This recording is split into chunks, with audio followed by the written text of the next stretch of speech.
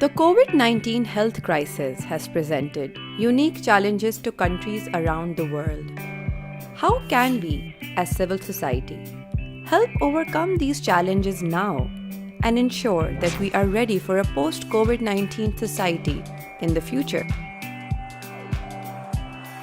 In his recent statement, Mr. Clément Voule, the UN Special Rapporteur on Freedom of Peaceful Assembly and of Association said, "No country or government can solve the COVID-19 crisis alone. Civil society organizations should be seen as a strategic partner in the fight against the pandemic."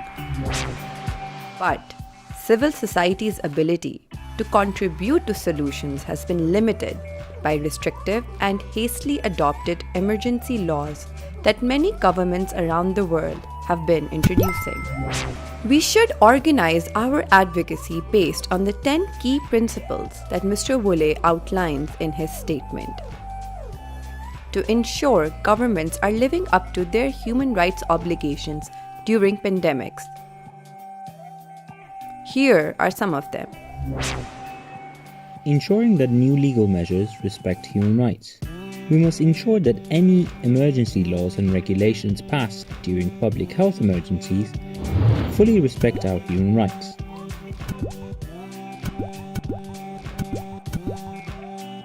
This includes consultations with civil society, where possible, before new measures are adopted.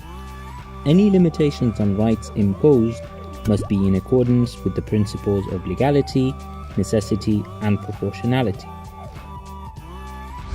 This public health emergency should not be used as a pretext for infringement of rights.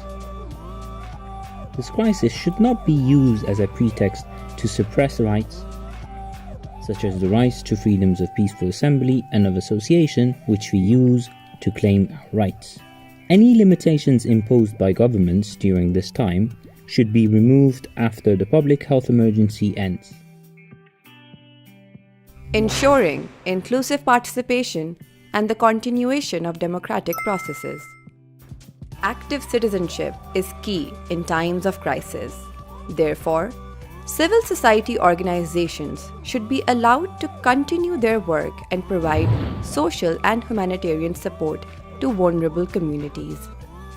Democracy shall survive the crisis, and the public should not be set aside in the decision-making processes. Freedoms of association and assembly must be guaranteed online. When physical assemblies are restricted, internet availability becomes even more crucial.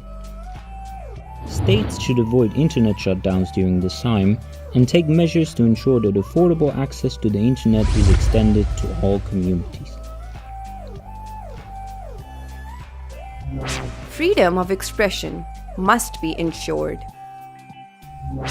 The right of civil society actors, journalists, and human rights defenders to freely receive and provide information must be ensured during this time, as free flow of information should never be stopped. International solidarity is needed more than ever. Restrictions on civil society organizations' right to receive funding hinder their ability to effectively respond to the COVID-19 crisis. Restrictions based on public health concerns may be justified when they are absolutely necessary and proportionate. But measures need to be taken to guarantee these freedoms to the greatest extent possible, which allow us to decide in what kind of post-pandemic world we would like to live.